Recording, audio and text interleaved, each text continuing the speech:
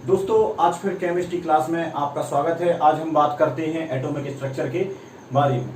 Atomic structure के संबंध में समय समय पर विभिन्न वैज्ञानिकों ने अपनी अपनी राय रखी है। एटॉमिक स्ट्रक्चर के बारे में समझने के लिए सबसे पहले हम इतिहास पर चलते हैं। जो भारत में हमारे ऋषि मुनि रहे हैं, मुख्य रूप से जो कणाद थी, महर्षि कणाद, इन्होंने सबसे पहले ही कहा था जो पदार्थ है वह छोटे छोटे कणों से मिलकर बना है, जिसे परमाणु कहते हैं।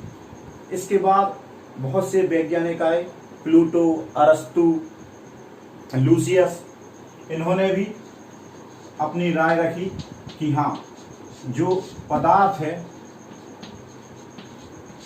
वह सूक्ष्म कणों से मिलकर बना है। कणों से, सूक्ष्म कणों से मिलकर बना है, जिन्हें हम क्या कहते हैं? परमाणु अर्थात एटम। लेकिन अभी तक इन्होंने इस बात को सिद्ध नहीं किया था।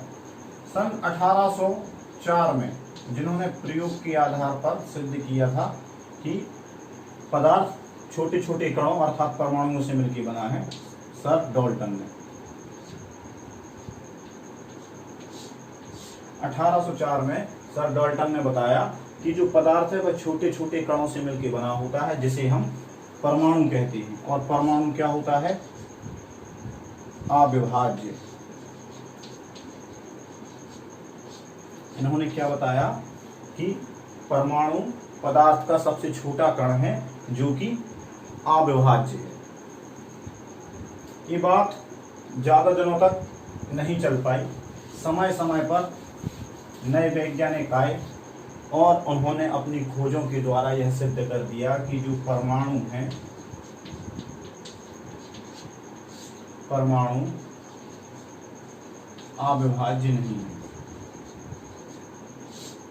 अविभाज्य नहीं है।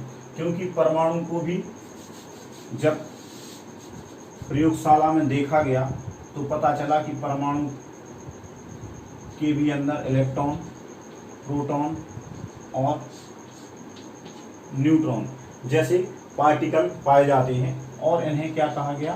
फंडामेंटल पार्टिकल, फंडामेंटल पार्टिकल या मौलिक पार्टिकल। इन्हीं से मिलके किसी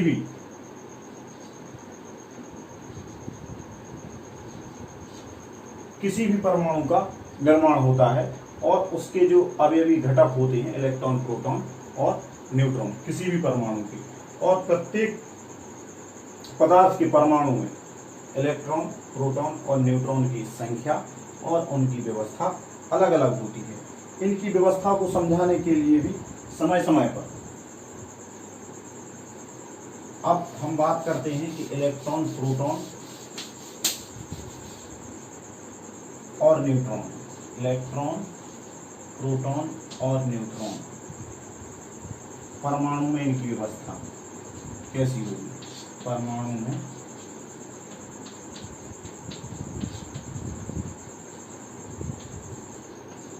इनकी व्यवस्था, परमाणु में इनकी व्यवस्था को समझाने के लिए समय समय पर वैज्ञानिक आए, उन्होंने अपने अपने तर्क दिए। जैसे थॉमसन मॉडल, जो सर थॉमसन ने दिया था। थॉमसन मॉडल के अनुसार इनका कहना था कि परमाणु गोलाकृति का है,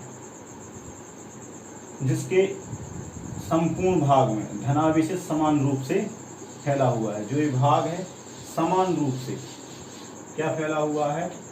धनावेश।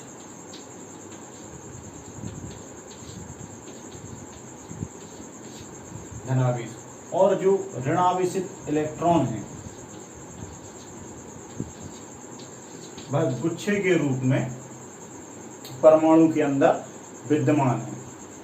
ये जो ऋणावेशित इलेक्ट्रॉन है, ये धनावेशित इलेक्ट्रॉन को क्या करते हैं? संतुलित बनाए रखते हैं। क्या बनाए रखते हैं?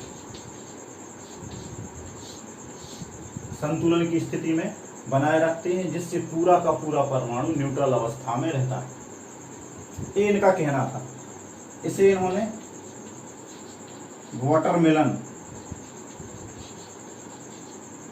वाटरमेलन मॉडल भी नाम दिया। इसको हम समझने की कोशिश करते हैं। वाटरमेलन क्यों? जो तरबूज होता है, तरबूज को जब हम काटते हैं तो उसका जो लाल भाग होता है, अगर हम उसको मान लें कि ये पूरा धनावेश फैला हुआ है और उसके अंदर जो बीज होती है, उन बीज को अगर हम इलेक्ट्रॉन मान लें, ऋणावेशित कण मान लें, तो वो मॉडल बिल्कुल ऐसा ही प्रतीत होता है। इसीलिए उसे कहा गया कि वाटरमेलन मॉडल।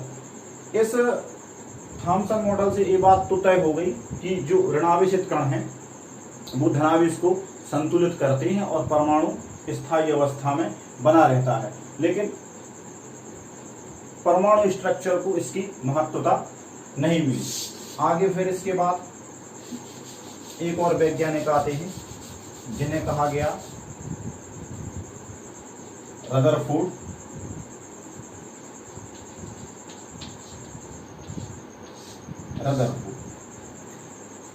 रदरफोर्ड ने 1911 में सन 1911 में अपना एक मॉडल प्रस्तुत किया जो कि परमाणु मॉडल था।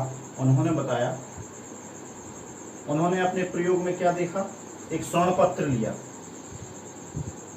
रदरफोर्ड ने अपने प्रयोग में एक स्वर्ण पत्र लिया और इस पर अल्फा किरणों की बौछार की।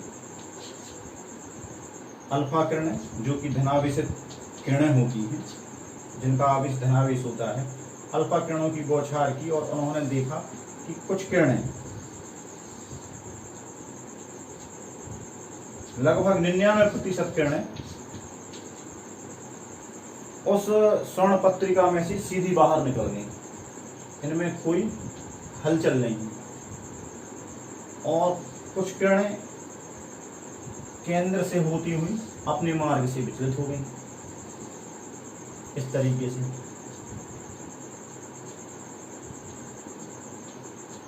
और लगभग 20,000 में से एक किरण, अल्फा किरण, अपने ही मार्ग में टकराकर वापस लौट आई। तो इस मॉडल के आधार पर उन्होंने निष्कर्ष निकाला है कि जो 99% किरणें परमाणु से सीधे ही या स्वर्ण पत्रिका से सीधे ही बाहर निकल गई, अर्थात उन्होंने बताया कि जो परमाणु होता है उसका अधिकांश भाग कैसा होगा, अधिकांश भाग खोखला, अधिकांश भाग परमाणु को क्या होता है, खोखला। दूसरी चीज, कुछ किरणें केंद्र की तरफ तो गई लेकिन वो अपने मार्ग से विचलित हो गई।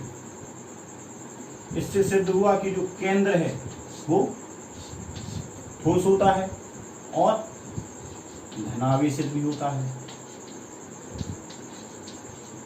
धनावेशित इसलिए माना क्योंकि धनावेशित धनावेश को प्रतिकर्षित करता है। धनावेश धनावेश को प्रतिकर्षित करता है।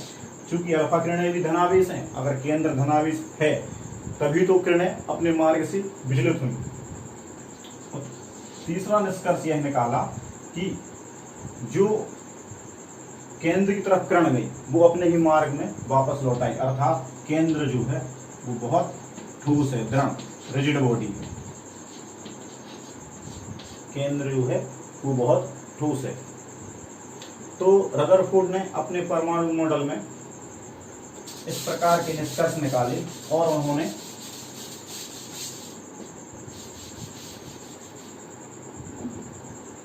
इस बात की भी पुष्टि की कि इलेक्ट्रॉन जो है,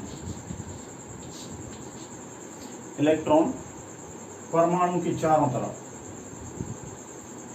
परमाणु केंद्र के या नाभिक के चारों तरफ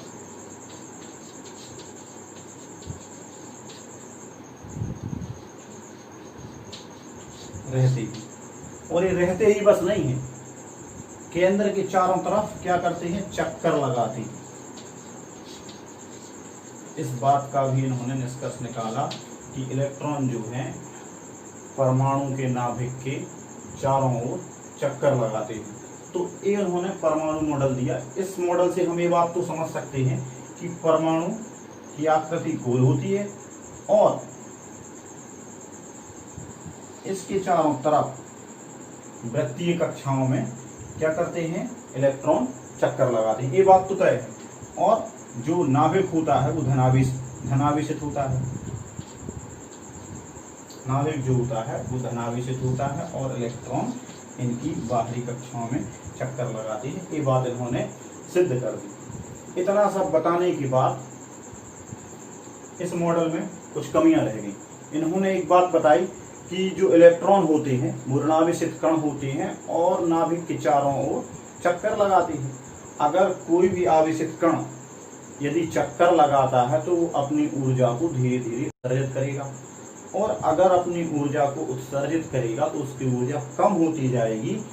उसकी ऊर्जा कम होती जाएगी तो उसकी नाभिक से जो दूरी है, उसकी नाभिक से दूरी है वो धीरे धीरे क्या होगी, कम होती जाएगी, और वो अपनी ऊर्जा खोते हुए एक समय ऐसा आएगा कि वो इलेक्ट्रॉन नाभिक में गिर जाएगा और नाभिक का जो परमाणु का अस्तित्व है वो खत्म हो जाएगा। पर ऐसा नहीं होता है। ऐसा क्यों नहीं होता, इस बात को बताने में रदरफोर्ड असफल रहे। इस बात को बताने के लिए एक और मॉडल जो नील बोर के द्वारा दिया गया। इनके द्वारा, नील बोर के द्वारा 2 साल बाद 1913 में बोर मॉडल। इन्होंने इस कमी को बताने के लिए कि इलेक्ट्रॉन जो है, जो नाभिक के चारों तरफ चक्कर लगा रहा है, वो अपनी ऊर्जा का उत्सर्जन करेगा, तो वो नाभिक में क्यों नहीं गिरता। इस बात को बताने के लिए उन्होंने बोला कि जो इलेक्ट्रॉन है वो नाभिक के चारों ओर तो चक्कर लगाता है, लेकिन वो ऊर्जा स्तर में चक्कर लगाता है, एक निश्चित ऊर्जा स्तर में, निश्चित ऊर्जा स्तर, जिन्हें हम कक्षा कहते हैं या ऑर्बिट कहते हैं। उन्होंने इस बात को सिद्ध किया कि जो इलेक्ट्रॉन है वो नाभिक के चारों ओर चक्कर लगाते हैं, वो निश्चित ऊर्जा स्तर है। इनकी एक निश्चित ऊर्जा होती है, और निश्चित ऊर्जा होने के कारण ना तो ऊर्जा का क्षय होता है, ना तो ऊर्जा में वृद्धि होती है।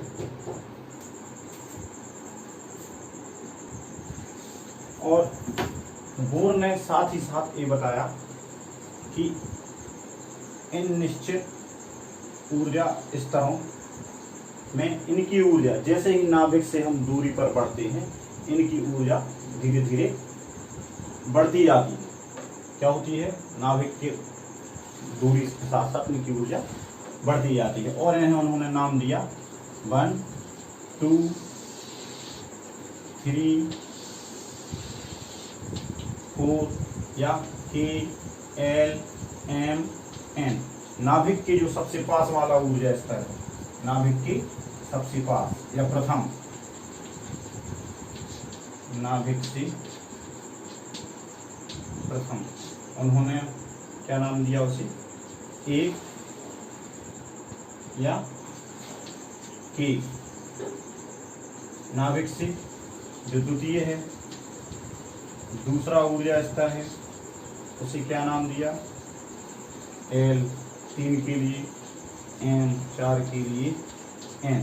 इस प्रकार से उन्होंने विभिन्न ऊर्जा स्तरों के नाम दिए, और इन्हीं ऊर्जा स्तरों में जो इलेक्ट्रॉन होते हैं चक्कर लगाते हैं।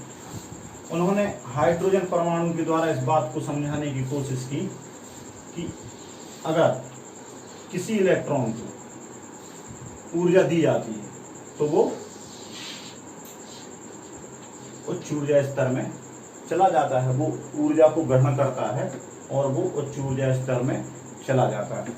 हम इसको डायग्राम के द्वारा समझाने की कोशिश करें।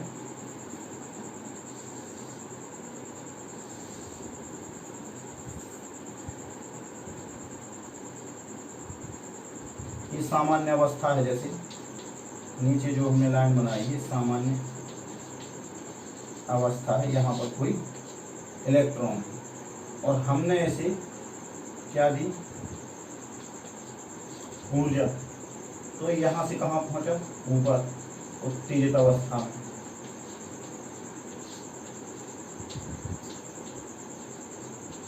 उत्तेजित अवस्था में, लेकिन ये उत्तेजित अवस्था में ज्यादा देर तक नहीं रहेगा। जैसे ही अपनी ऊर्जा को खत्म करता जाएगा वो वापस अपनी सामान्य स्थिति में, जिस कक्षा में था उसी कक्षा में वापस लौट आता है। लेकिन जब ये अपनी कक्षा में वापस लौटता है तो एनर्जी का जो उत्सर्जन करता है वो प्रकीर्णन के रूप में करता है या प्रतिदीप्ति के रूप में करता है, जिनके कारण हमें स्पेक्ट्रम प्राप्त होते हैं। और उन्हीं स्पेक्ट्रम के आधार पर किसी भी परमाणु के स्ट्रक्चर की जांच की जा सकती है।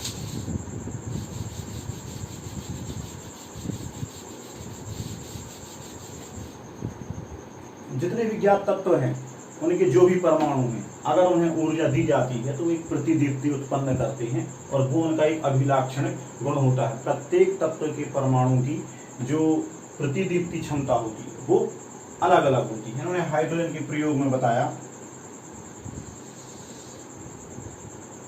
प्रतिदीप्ति कैसे उत्पन्न होती है। इस बात को समझना बहुत जरूरी है। बोर के परमाणु मॉडल का सबसे महत्वपूर्ण बिंदु, अगर ये कक्षा 1 है, कक्षा 2, कक्षा 3, कक्षा 4, कक्षा 5, 6, 7 भी बना लेते हैं। हमने यहाँ किसी भी हाइड्रोजन के जो परमाणु हैं उनको हमने ऊर्जा दी, उन्होंने ऊर्जा को ग्रहण किया और इलेक्ट्रॉन अपने निम्न ऊर्जा स्तर से, निम्न ऊर्जा स्तर मतलब निम्न कक्षा से उच्च कक्षा में गया, तो वह अपनी ऊर्जा को धीरे धीरे कम करके कहाँ लौटेगा, वापस अपनी कक्षा में।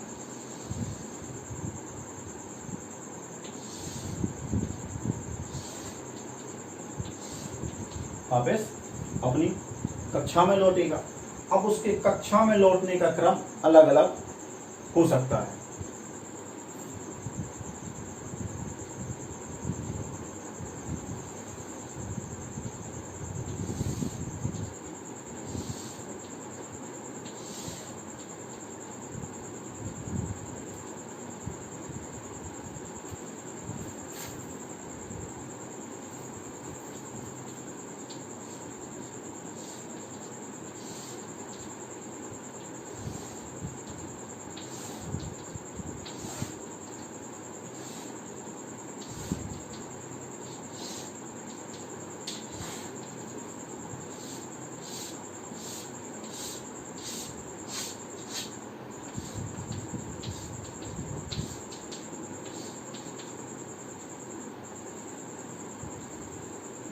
ये हमने 4 श्रेणियां बनाई। अगर कोई इलेक्ट्रॉन डायरेक्ट उच्च ऊर्जा स्तर से निम्न ऊर्जा स्तर अर्थात प्रथम कक्षा में आ जाता है, प्रथम कक्षा अर्थात की कक्षा अगर इसमें आता है तो इन्हें बोर ने नाम दिया लाइमन श्रेणी। जो स्पेक्ट्रम या जो प्रतिदीप्ति हमें मिलेगी उसे इन्होंने नाम दिया लाइमन श्रेणी। और एक प्रतिदीप्ति यूवी क्षेत्र में होती है, अल्ट्रावायलेट क्षेत्र में। इसमें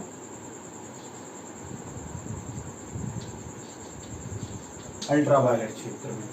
इसी प्रकार अगर इलेक्ट्रॉन ने ऊर्जा को ग्रहण किया और वो उच्च ऊर्जा स्तर में गया और उच्च ऊर्जा स्तर से वो डायरेक्ट प्रथम स्टेज में ना आके दूसरे स्टेज में आता है या दूसरी कक्षा में आता है, तो उन्होंने नाम दिया इसे बामर श्रेणी। बामर श्रेणी ये बहुत इम्पोर्टेंट टॉपिक है और जो भी अच्छे लेवल के एग्जाम होते हैं उनमें यहाँ से एक प्रश्न जरूर आता है कि अगर कोई इलेक्ट्रॉन, अगर हम उसे ऊर्जा देते हैं और वो उच्च ऊर्जा स्तर में जाता है और प्रथम ऊर्जा स्तर में वापस लौट के आता है, तो हमें कौन सी श्रेणी प्राप्त होगी या किस प्रकार की प्रतिदीप्ति प्राप्त होगी।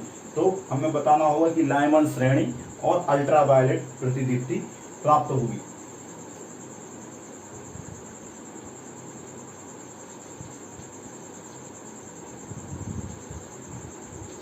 इसी प्रकार अगर उच्च ऊर्जा स्तर से वो तीसरे ऊर्जा स्तर में आता है तो उसे पाश्चन श्रेणी कहा गया है। चौथे ऊर्जा स्तर में आता है तो उसे ब्रैकेट और पांचवे में हुंड। इस प्रकार से इन्होंने श्रेणियों को बांटा है। ये दृश्य प्रकाश में अगर दूसरी श्रेणी में आ रहा है तो हमें यहाँ से दृश्य प्रकाश मिलेगा प्रतिदीप्ति के रूप में, और यहाँ पर इंफ्रारेड। इन तीनों श्रेणियों में इंफ्रारेड प्रकाश हमें देखने को मिलेगा। तो ये बात हमें यही समझ जानी चाहिए कि बोर के परमाणु मॉडल के द्वारा हमें विभिन्न प्रकार की जो प्रतिदीप्तियां विभिन्न परमाणुओं के द्वारा प्राप्त होती हैं, जो इनके इलेक्ट्रॉन होते हैं निम्न ऊर्जा स्तर से जब वो उच्च ऊर्जा स्तर में जाते हैं और अपनी ऊर्जा का क्षय करके धीरे धीरे अपनी मूल अवस्था में वापस आते हैं, तो डायरेक्ट नहीं आते, या तो वो प्रथम ऊर्जा स्तर में आ सकते हैं, द्वितीय ऊर्जा स्तर में आ सकते हैं, तृतीय ऊर्जा स्तर में आ सकते हैं, चतुर्थ ऊर्जा स्तर में आ सकते हैं और पांचवी ऊर्जा स्तर में आ सकते हैं। तो उनके लिए अलग अलग श्रेणियों के नाम दिए गए हैं और उनके द्वारा जो प्रतिदीप्ति उत्पन्न होती है वो भी यहाँ बताया गया है। जैसे कि लाइमन में अल्ट्रावायलेट प्रतिदीप्ति, बामर श्रेणी में दृश्य प्रकाश और पाश्चन श्रेणी ब्रैकेट और फुंड, इनमें सब में इंफ्रारेड प्रकाश होता है। इंफ्रारेड अर्थात अवरक्त प्रकाश।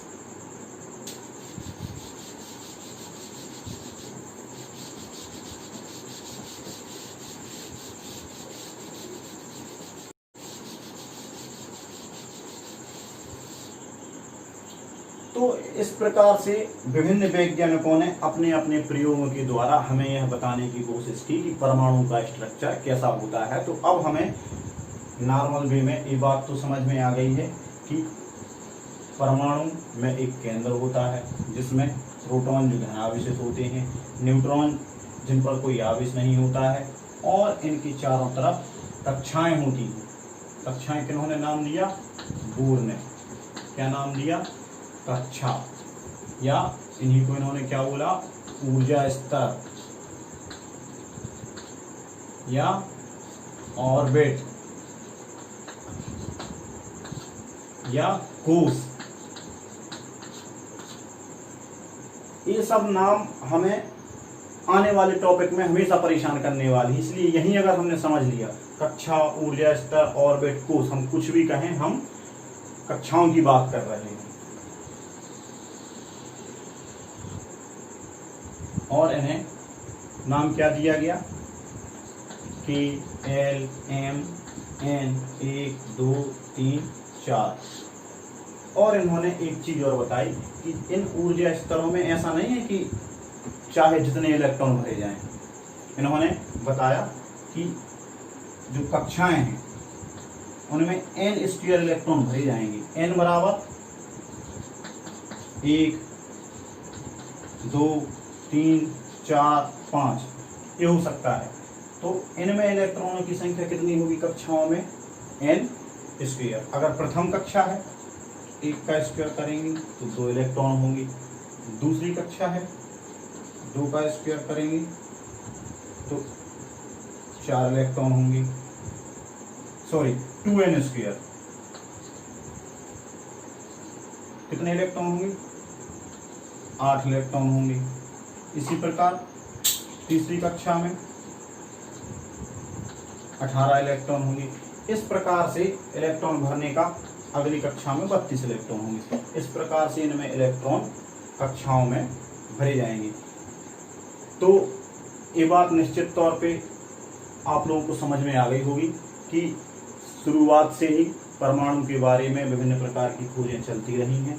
आखिरकार ये बात हमें समझ में आ गई कि इलेक्ट्रॉन जो होते हैं वो नाभिक के चारों ओर चक्कर लगाते हैं, निश्चित ऊर्जा स्तर में चक्कर लगाते हैं और अलग अलग कक्षाओं में वो चक्कर लगा सकते हैं, और इनकी संख्या भी कक्षाओं में निश्चित होती है। अगर वो प्रथम कक्षा में है तो 2 इलेक्ट्रॉन होंगे, द्वितीय कक्षा में है तो उसमें 8 इलेक्ट्रॉन होंगे, और तृतीय कक्षा में है तो 18 इलेक्ट्रॉन होंगे, चतुर्थ कक्षा में 32। इस प्रकार से इनकी संख्या आगे बढ़ती जाती है। यहाँ पर हमने ये बात जो की है यहीं पर हम कंप्लीट कर दें। इसके बाद हम अगला टॉपिक स्टार्ट करने वाले हैं कि कक्षाओं, जिन कक्षाओं में इलेक्ट्रॉन होते हैं उनमें भी कुछ भाग होता है जिन्हें हम बोलते हैं उप कक्षा या उपकोष। तो हम ये कह सकते हैं कि इलेक्ट्रॉन कक्षाओं में उप कक्षा में रहते हैं। उप कक्षा में भी एक स्थान होता है जिन्हें हम बोलते हैं कक्षक।